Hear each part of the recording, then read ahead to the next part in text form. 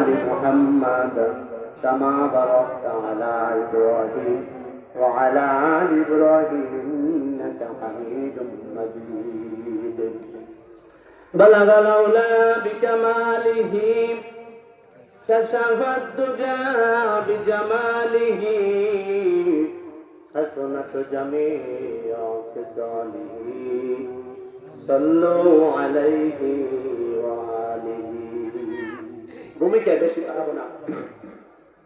আলহামদুলিল্লাহ, আল্লাহ পাকের দরবারে লাখো কোটি শুকর এবং সুজুদ যে মহামনিব আল্লাহ সুবহানাহু ওয়া তাআলা আজকে দক্ষিণ খাগড়াখানা ও তৌকটি কেন্দ্রীয় জামে মসজিদের উদ্যোগে বার্ষিক ওয়াজ মাহফিল ও হালকা জিকিরের সম্মানিত সভাপতি আলহাজ মোহাম্মদ বেলাল হোসেন খান সাহেব দামাত বারকাতুহুম আলিয়া, সভাপতি দক্ষিণ খাগড়াখানা তৌকটি কেন্দ্রীয় জামে মসজিদ, আল্লাহ তাআলা তার হায়াতের মধ্যে বরকত দান করুক। আজকের এই ওয়াজ ও মাহফিলের হালকা জিকিরের সম্মানিত প্রধান অতিথি আমার বন্ধুবর সুপরিচিত হযরত মাওলানা আবুল খায়ের আশরাফি সাহেব মাদ্রাজুল আলী মুহতামিম আশরাফিয়া হামিউস সুন্নাহ মাদ্রাসা বরিশাল। এরপরে বিশেষ অতিথি হিসেবে থাকবেন ইসলামী আলোচক তাফসীরকার হাফেজ কারি মাওলানা হুযাইফা আহমেদ বরিশাল, ইমাম টেকনিক্যাল স্কুল কলেজ ও জামে মসজিদ বরিশাল। আমার আগে যারা আলোচনা করলেন ওলামায়ে কেরাম, উপস্থিত আমার সামনে মুরব্বিয়ানে কেরাম, যুবক ভাইরা, আল্লাহ তাআলার কচি কাঁচা ছোট বান্দাগণ, পর্দার অন্তরালে অবস্থানরতা মা এবং বোনেরা, আবার শ্রদ্ধা ভরে জানাই আসসালামু আলাইকুম ওয়া রাহমাতুল্লাহি ওয়া বারাকাতুহু। সালামের জবাব যেমনি পাইছি রোজা মনে আসছে, আসলে রোজার ঘেরানো পাওয়া যায়, কথা খান ঠিক কিনা? এটা আমার কথা না, আল্লাহর নবীজি বলেন রজব মাস যখন আসে, রজব মাস কোন মাস? রজব মাস। এখন চলে কোন মাস? এখন চলে কোন মাস বাজান? শাবান মাস। রজব মাস গেল, আল্লাহ নবীজি বলেন আমার উম্মতরা সারা রজব মাস যখন আসে তখন এই দোয়াটা তোমরা বেশি বেশি পড়বা, আল্লাহুম্মা বারিক লানা ফি রজব ওয়া শাবান ওয়া বাল্লিগনা রমাদান। সুবহানাল্লাহ বলেন। সুবহানাল্লাহ।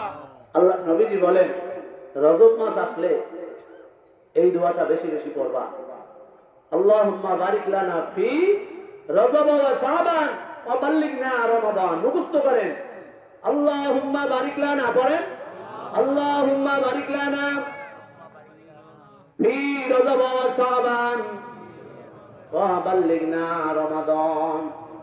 এর অর্থ হলো আল্লাহ তাআলা রজব মাস আর শাবান মাসের রহমত বরকত আমাদেরকে আপনি দান করেন, আর রমজান মাস পর্যন্ত আমাদেরকে হায়াতের মধ্যে দান করেন, রমজান মাসের রোজাগুলো আমাদের নসিব করে দেন। আমরা এখানে আসতে পেরে খুশি না বেজার? খুশি না বেজার? বেশি না কম? যদি খুশি হয় বেশি, তাহলে সবাই আনন্দের সাথে হৃদয়কে উজাড় করে বলিষ্ঠ কণ্ঠে বলিয়ান হয়ে মুসলমানের কণ্ঠে তাকবীর দিয়ে আল্লাহকে জানিয়ে দে নারায়ে তাকবীর, নারায়ে তাকবীর। আল্লাহ পাক আমাদেরকে কবুল করুক, সকলে বলতে আল্লাহুম্মা আমিন। এবার যান, স্বর্ণের দোকানে গেলে স্বর্ণ পাওয়া যায়, ঠিক না? স্বর্ণের দোকানে গেলে স্বর্ণ পাওয়া যায়,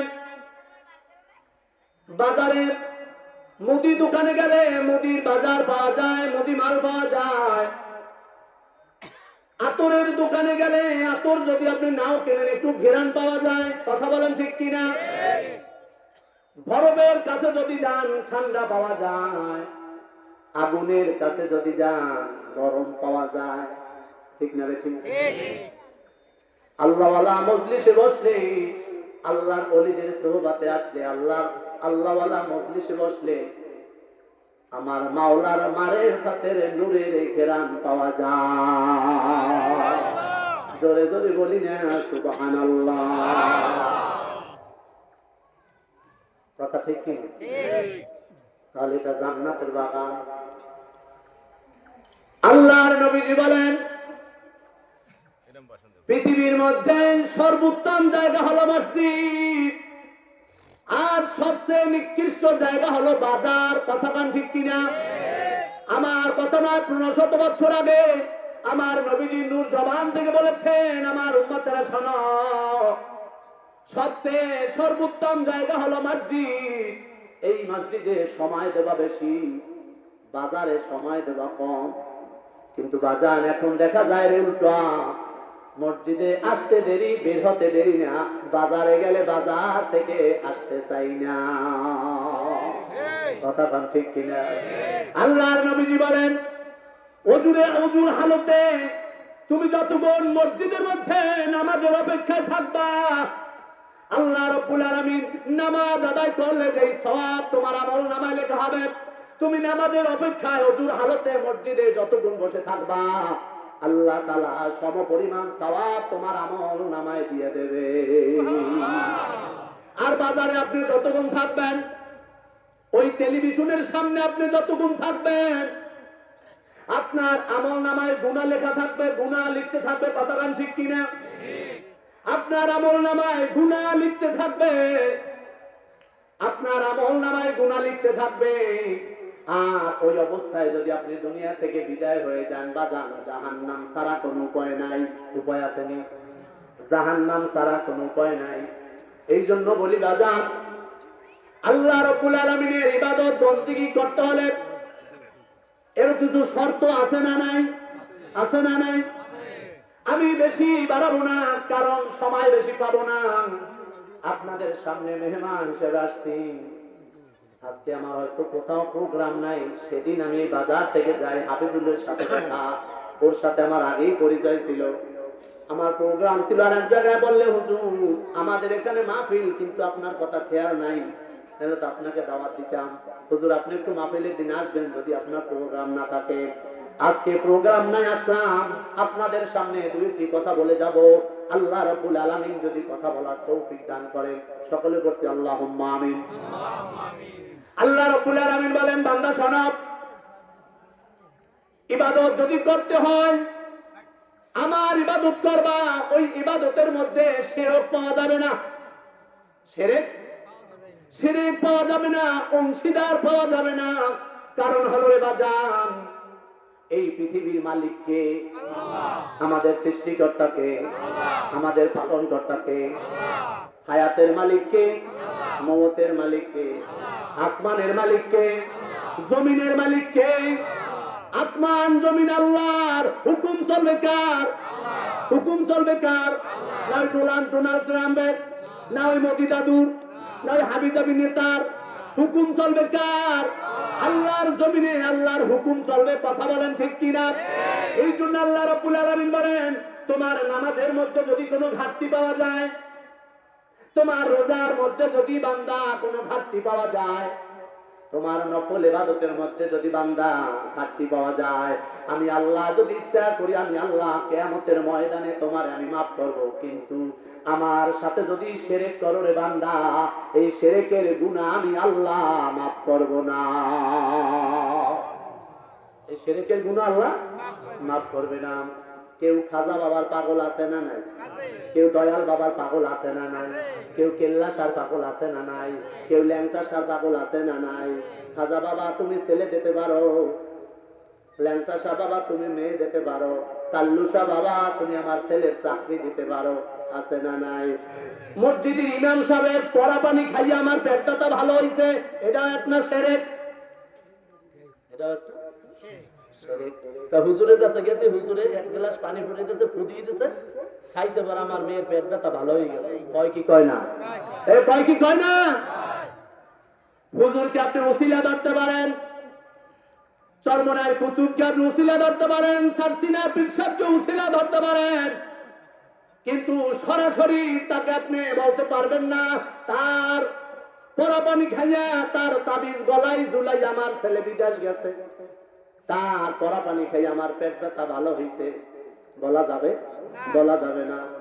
অমুক ডাক্তারের হাত জ্বর যে এত ভালো, তার কাছে গেলেই রোগ ভালো হয়ে যায়, আছে না নাই? আছে না নাই?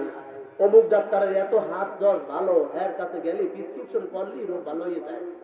কয় কি কয় না? কয় কি কয় না? এর বাজার এটা এক প্রকারের শিরক। আপনার আমার কথা থাকবে, মুসলমানের কথা থাকবে। ওই ডাক্তারের কাছে গেছি, ঔষধ লেখছে, খাইছি, আল্লাহ রাব্বুল আলামিন শেফা দান করেছেন, আল্লাহ আমার রোগ ভালো করে দিয়েছেন। হুজুরের হাতের পরা পানি খাইছি, আল্লাহ আমার পেট ব্যথা ভালো করছে। কথা কোন ঠিক কিনা? একমাত্র ভালো করার মালিক কে? সবকিছুর ক্ষমতার মালিক কে? সেই আল্লাহ রাব্বুল আলামিন বলেন, অকাদা রাব্বুকা আল্লা তা'বুদু ইল্লা ইয়্যাহু। ওরে বান্দা বান্দি শোনো, গোলামি যদি করতে হয় আমার গোলামি করবা, শিরক মুক্ত গোলামি করবা। আমার গোলামির মধ্যে শিরক পাওয়া যাবে না। যদি আমার গোলামির মধ্যে শিরক পাওয়া যায়, মরতে দেরি, জাহান্নামে যাইতে দেরি না। জোরে জোরে বলি না নাউজুবিল্লাহ। হযরত মুসা আলাইহিস সালাম হাঁটতে হাঁটতে জঙ্গলের দিকে গেলেন। গিয়ে দেখেন একটা যুবক জিকির করতেছে, লা ইলাহা ইল্লাল্লাহ, লা ইলাহা ইল্লাল্লাহ জিকির করছে। হযরত মুসা আলাইহিস সালাম জিজ্ঞাসা করলেন, ও যুবক, এভাবে তুমি কতদিন জিকির করো? ওই যুবক বলেন, আমি 400 বছর ধরে জিকির করি। সুবহানাল্লাহ কর। 500 বছর। ও যুবক, তুমি 400 বছর পর্যন্ত জিকির করো। কথাটা কেমন জানি তার কাছে অবিশ্বাস হলো। কথাটা কেমন জানি তার অবিশ্বাস হলো। 400 বছর কেমনে? তোমার বয়স দিয়ে এখনো যুবকের মতো লাগে, 400 বছর কেমনে? ধরা খাই গেছে মুসা আলাইহিস সালামের কাছে। 400 বছর কেমনে? হয়তো বহুদিন হইতে পারে, অনেক দিন হইতে পারে, ঠিক কিনা কন? যাই হোক, মতান্তরে ধরলাম অনেক দিন পর্যন্ত। হে যুবক, এই জঙ্গলার মধ্যে তুমি যে মাওলার জিকির করো, এখানে তোমার খানা পিনার কে ব্যবস্থা করে? তাই আমি যার নাম ধরে ধরে জিকির করি, ওই আল্লাহ আমার খানার ব্যবস্থা করে। সুবহানাল্লাহ বলেন, জোরে বলি না সুবহানাল্লাহ। পারে কি পারে না? আল্লাহ খাওয়াইতে পারে কি পারে না? গাছের মধ্যে যে একটা পোকা থাকে, সেটাকে কে খাওয়ায়? আল্লাহ। সবকিছু দেখে কি দেখে না? আমরা যা দেখি না দেখে কে? আমরা যা শুনি না শুনে কে? আটলান্টিক মহাসাগরে অতল তলদেশে একটা পোকা একটা পাথরের সাথে, একটা শৈবালের সাথে ক্ষুধার তাড়নায় যদি চিৎকার করে, দুনিয়ার কোনো মানুষ শোনে না, দুনিয়ার কোনো মানুষ দেখে না। আল্লাহ রব্বুল আলামিন বলে, ওই পোকার কান্নার আওয়াজ আমার আরশে আজিমে চলে আসে। নারে তাকবীর। মুসা আলাইহিস সালাম বলেন, যুবক, ওই আল্লাহর বান্দা, তোমার মনে কোনো আশা আসেনি? বলেন, হ্যাঁ, এই জমানার নবী যদি মুসার সাথে দেখা পাইতাম, আমার মনের কথা বলতাম। আমি তো এই জমানার নবী মুসা। কি বলো বলো বলো, তোমার মনে কি আশা আছে? আমার জন্য কি একটু ঠান্ডা পানির ব্যবস্থা করতে পারো? কি পানি? ঠান্ডা পানি। কি পানি চাইছে? কার কাছে? মুসার কাছে। কার কাছে চাইছে? মুসা আলাইহিস সালামের কাছে চাইছে। হযরত মুসা আলাইহিস সালাম বলেন, অপেক্ষা করা, তোমার জন্য ঠান্ডা পানির ব্যবস্থা করে। হযরত মুসা কালিমুল্লাহ হাঁটতে হাঁটতে বহুদূর যাওয়ার পরে একটা গভীর নলকূপ পেল, ওখান থেকে ঠান্ডা পানি নিয়ে আসলো। এসে দেখে ওই যুবক আর দুনিয়ার জমিনে নাই। তার মাথা এক জায়গায়, তার পা এক জায়গায়, তার হাত আর এক জায়গায়, ছিন্ন ভিন্ন হয়ে গেছে। আল্লাহর পয়গম্বর হযরত মুসা কালিমুল্লাহ সিজদায় পড়ে গেল। আল্লাহ রাব্বুল আলামিনকে দেখে বলেন, ও রব্বে কারীম, তোমার কুদরত তো বুঝলাম না। যেই বান্দা এই জঙ্গলার মধ্যে তোমার গোলামি করে, তোমার নাম ধরে ধরে ডাকে, তোমার নামের জিকির করে, আজকে তুমি তাকে জিল্লতের সাথে মৃত্যু দিলা কেন? ওগো আল্লাহ, আমি মুসা তোমার কাছে জানতে চাই।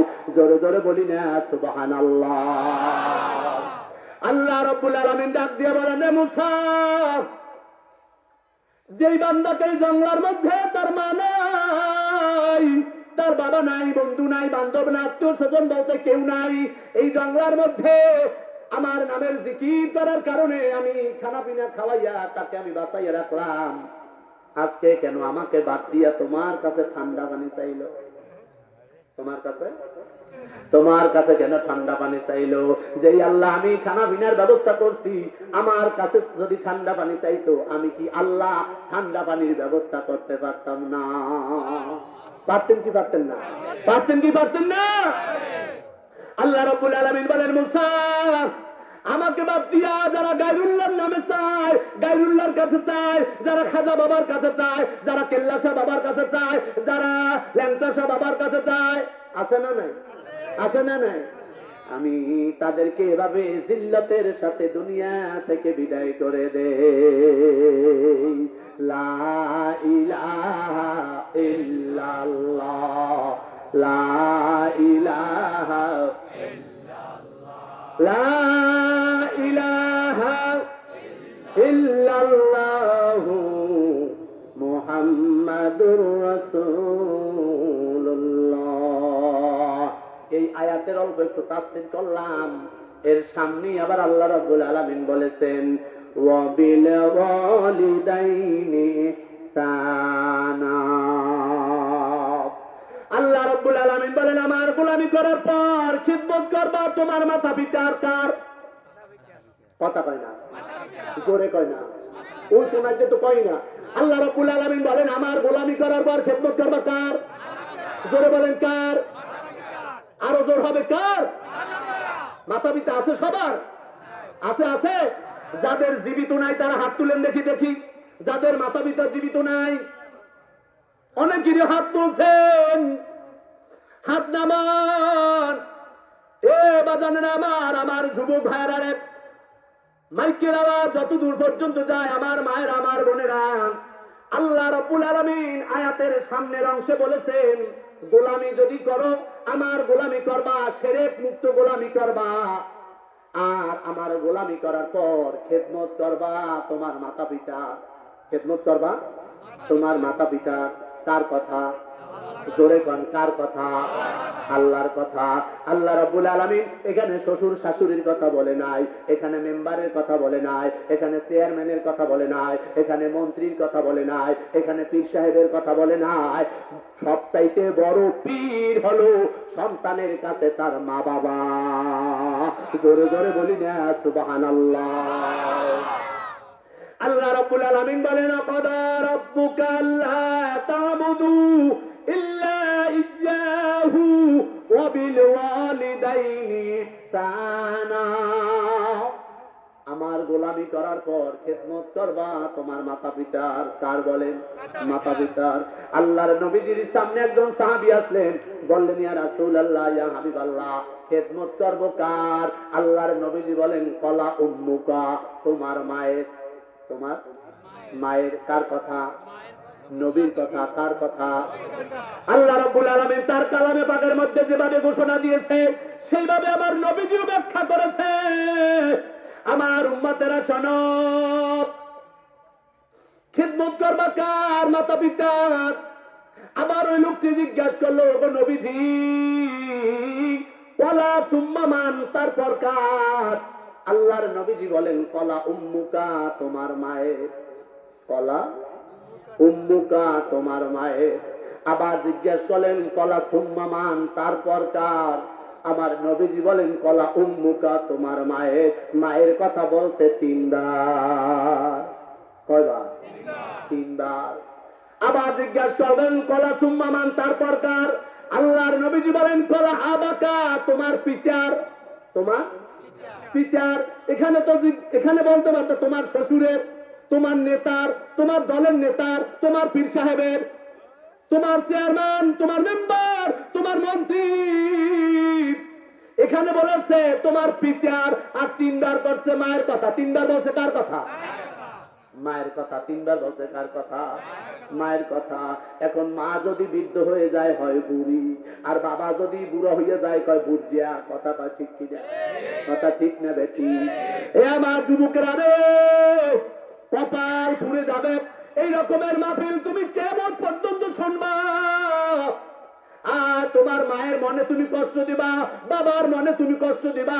এই মাহফিল দিয়া তুমি জান্নাতের তালা খুলতে পারবা না। এই মাহফিল দিয়া কোনো লাভ হবে কোনো লাভ হবে না। তবে শুনে নাও ও যুবকেরা রে, ও খাগড়াখানার যুবকেরা, মায়ের সাথে ভুল করার কারণে, মায়ের সাথে ত্রুটি করার কারণে আল্লাহ রাব্বুল আলামিন তার নবীর সাহাবীদেরকে পর্যন্ত ছাড়ে নাই। এই ঘটনা আমাদের অনেকের জানা আছে কিন্তু আমল নাই, জানা আছে কিন্তু আমল নাই। আছে না নাই? হযরতে আলকামা আল্লাহর নবীর জলিলে কদর সাহাবী, হযরতে আলকামা আল্লাহর নবীর জলিলে কদর সাহাবী। আলকামা যেদিন মৃত্যুর শয্যায় যেদিন মারা যাবেন, গভীর মনোযোগ, আলকামা যেদিন মারা যাবে সাহাবীরা চতুর্পাশে বসে আছেন। সুবহানাল্লাহ বলেন, জোরে বলি না সুবহানাল্লাহ। আলকামা যেদিন মারা যাবেন, হযরতে বিলাল বসা, এ আমার দিকে তাকান, হযরতে বিলাল বসা, সাহাবীরা চতুর্পাশে বসা। দুঃখের বিষয় হলো আলকামার জবান থেকে কালেমা বের হয় না, আলকামার জবান থেকে কালেমা বের হয় না। এ বাজানেরা রে, এ আমার যুবকেরা রে, মৃত্যুর সময় যদি কালেমা নসিব না হয়, তুমি পীর মাসায় হও, তুমি মক্কা মদিনার ইমাম সাহেব হও, তুমি যে কোনো কুতুব হও না কেন, তুমি আল্লাহর ওলি হও না কেন, মৃত্যুর সময় যদি তোমার জবানে কালেমা না আসে, তোমার নসিবে যদি কালেমা না আসে, কালেমা না আসে, তোমার জবান দিয়ে যদি তুমি কালেমা না পড়তে পারো, কালেমা যদি তোমার নসিব না হয়, মরতে দেরি, তোমার জাহান্নামে যাইতে দেরি না। সাহাবীরা বেলালকে বলেন, বেলাল আল্লাহর নবীজির দরবারে যাও। আল্লাহর নবীজির কাছে হযরত বিলাল দৌড়ে চলে গেলেন। বলেন, ওগো নবীজি, আপনার সাহাবী আলকামার খবর রাখছেননি? কয় কি হয়েছে? কয় মৃত্যুর শয্যায়, কিন্তু তার জবান থেকে কালেমা বের হয় না, তার জবান থেকে কালেমা বের হয় না। আল্লাহর নবীজি বলেন, তার মা জীবিত আছে কিনা একটু খবর লও। হযরতে বিলাল বলেন, ওগো নবীজি, তার মা জীবিত আছে। আল্লাহর নবীজি বলেন, তার মাকে গিয়ে আমার সালাম দাও, আমি আলকামার মায়ের বাড়িতে আসবো, না হয় আলকামার মা আমার কাছে আসবে। নারায়ে তাকবীর। হযরতে বিলাল আলকামার মায়ের বাড়িতে চলে গেলেন। আলকামার মাকে বললেন, ওগো আলকামার মা, আল্লাহর নবীজি তোমাকে সালাম জানিয়েছে, তুমি কি নবীর কাছে যাইবা না নবী তোমার বাড়িতে আসবে? বললেন, না, আমি নবীর দরবারে যাব। আলকামার মা আল্লাহর নবীজির দরবারে গেলেন। বললেন, নবীজি কেন ডেকেছেন, কি হয়েছে? বললেন, আলকামার মা, তোমার আলকামা মৃত্যুর শয্যায়, তুমি কি খবর রাখছনি? বলো বলো বলো আলকামার মা, তোমার আলকামা কেমন ছিল? তোমার আলকামা কেমন ছিল? আলকামার মা বললেন, ওগো নবীজি,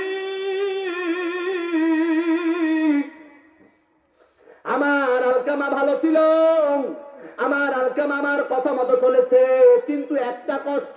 কয়টা কষ্ট? একটা কষ্ট আমার মনের মধ্যে। যখন তার স্ত্রী আমার সামনে কথা বলতো আর আমি কথা বলতাম, আমার কথার উপরে তার স্ত্রীর কথার প্রাধান্য দিত। মানে কি? মানে আমার কথা রাখতো না, তার স্ত্রীর কথা রাখতো। এই রকমের কিছু যুবক আছে না নাই? আছে না নাই? আছে না নাই? স্ত্রীর সামনে মাকে অপমান করে, আছে না নাই? স্ত্রীর কথা ধরে মাকে ঘর থেকে বাইর করে দেয়, আছে না নাই? স্ত্রীর কথা ধরে বাবাকে ঘর থেকে বাইর করে, আছে না নাই? কপাল পুড়ে যাবে যুবক, তওবা করো রে যুবক।